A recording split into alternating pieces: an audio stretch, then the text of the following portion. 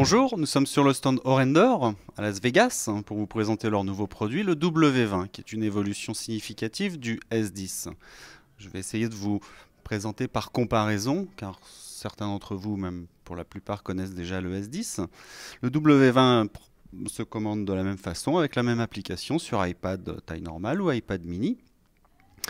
Les améliorations sont assez substantielles car sur le S10 qui est géré par une carte d'ordinateur avec un programme Linux, sur le W20 la carte mère est totalement développée par Orender ainsi que la carte audio.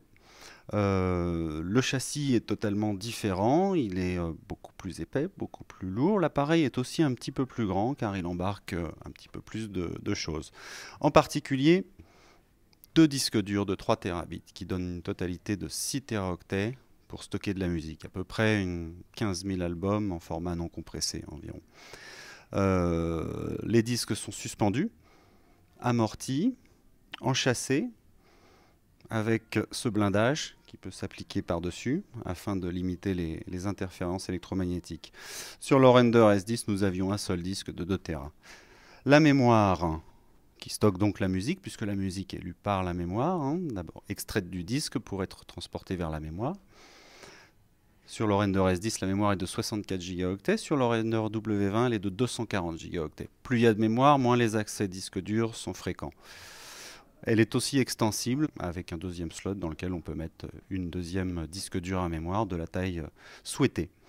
Les alimentations, nous avions une alimentation linéaire pour les parties audio sur le S10 et une alimentation digitale pour la partie fonctionnelle.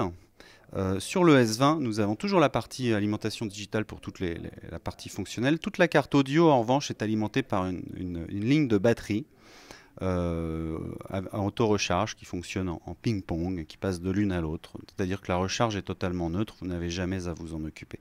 En revanche, le gain sonore est assez net, puisque le niveau de bruit de fond est évidemment encore reculé. Le Orender W20 bénéficie en particulier d'une synchronisation d'horloge par double liaison coaxiale BNC en word clock, en word 5, comme l'acceptent les convertisseurs DCS et quelques autres. Il profite d'une sortie numérique RCA optique, de deux sorties AES-EBU, ainsi qu'une sortie USB 2 de très haute vitesse et tout un circuit USB totalement nouveau développé sur le W20 qui n'est donc pas sur le S10. Nous avons toujours la liaison évidemment ici au réseau Ethernet. Nous avons une face avant et un affichage identique au W20. Comme vous pouvez le constater, la face avant est identique, même si le châssis est plus épais et différent. L'afficheur est le même. Le système de commande par iPad et l'interface est la même.